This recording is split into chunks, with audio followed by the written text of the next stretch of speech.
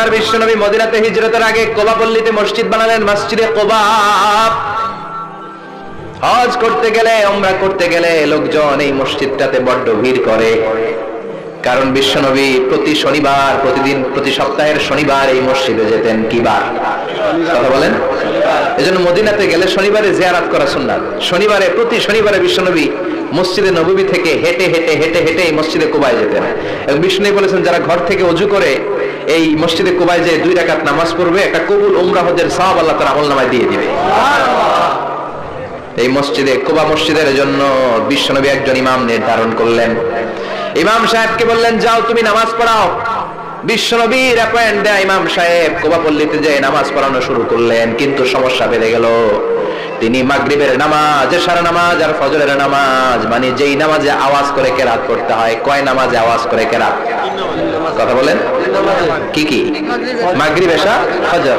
এই ইমাম সাহেব ইমামতির চান্স পেয়ে প্রতি রাকাতের নামাজে সূরা ফাতিহা পড়ার পরই সূরা ইখলাস দিয়ে নামাজ শুরু করে, তারপরে আরেকটা সূরা পড়ে, আবার দ্বিতীয় রাকাতে সূরাতুল ফাতিহা পড়ে, আবার সূরা ইখলাস। ফজরের সময়ও সূরা ইখলাস, এশার সময়ও সূরা ইখলাস, মাগরিবের সময়ও এই সূরা। মুসল্লিরা সব খেপে গিয়েছে। সবাই বলে, ও ইমাম সাহেব, ঘটনা কি? খালি কুল হুয়াল্লাহ পড়েন কেন? আর সূরা নাই আপনার? খালি কুল হুয়াল্লাহ পাইছেন নাকি? নাগাইশ জামে মসজিদের ইমাম সাহেব মাগরিবের প্রথম রাকাতেও সূরাতুল ইখলাস, দ্বিতীয় রাকাতেও ইখলাস, এশার নামাজের প্রথম রাকাতেও ইখলাস, দ্বিতীয় রাকাতেও ইখলাস, ফজরের রাকাতেও ইখলাস, দ্বিতীয় রাকাতেও ইখলাস। কি করবেন? আজকে ইমামের একদিন কি আমার একদিন? পাইছেন কি আপনি? সবাই বলে, আপনি পাইছেন কি?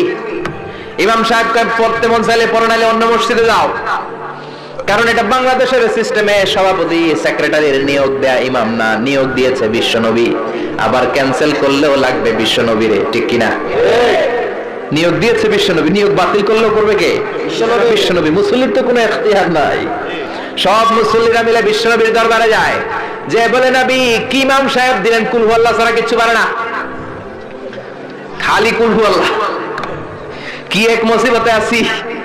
প্রত্যেক নামাজে কুল হুয়াল্লাহু আহাদ দিয়ে শুরু করে, এরপরে আরেক সূরা পড়ে। ঘটনা কি? বিশ্বনবী বললেন, ইমাম সাহেব রে ডাকো। বিশ্বনবী ইমাম সাহাবীরে বললেন, ও সাহাবী, কেন এই কাজটা করো? তোমার মুসল্লিরা বলে, প্রতি রাকাতে কেন কুল হুয়াল্লাহ দিয়ে শুরু করো? ঘটনাটা কি? অন্য সূরা পড়ো না কেন?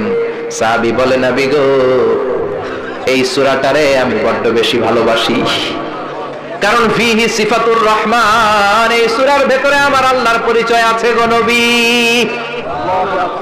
এই ছোট্ট সূরার ভেতরে রব্বুল আলামিন যত সুন্দরভাবে নিজের পরিচয়টা বলে দিয়েছেন, কোরআনের কোন সূরার ভেতরে সেই পরিচয় আমি পাই না। তাই এই সূরাটা দিয়ে প্রতি রাকাতে নামাজ শুরু না পড়লে আমার কলিজা ঠান্ডা হয় না গো নবী। বিশ্বনবী বললেন, ঠিক আছে, চেঞ্জ করার দরকার নাই, তুই প্রতি রাকাতেই কুল হুয়াল্লাহ পড়বি। সুবহানাল্লাহ পড়েন। প্রতি রাকাতেই তুমি সূরাতুল ইখলাস পড়বা, ইমামতি বাতিল হবে না। তবে জেনে রেখো, এই সূরার প্রতি ভালোবাসা কিয়ামতের দিন তোমার জান্নাতে পাঠায়া দিবে। এই সূরার ভালোবাসার কারণে জাহান্নামের আগুন তোমার জন্য হারাম করে দিয়েছে কে? আল্লাহ। এজন্য সূরাতুল ইখলাস বেশি বেশি তেলাওয়াতের দরকার আছে না নাই? কথা বলেন। আজকে থেকে বেশি বেশি সূরাতুল ইখলাস তেলাওয়াত করবেন তো ইনশাআল্লাহ? সবাই রাজি আছেন তো ইনশাআল্লাহ?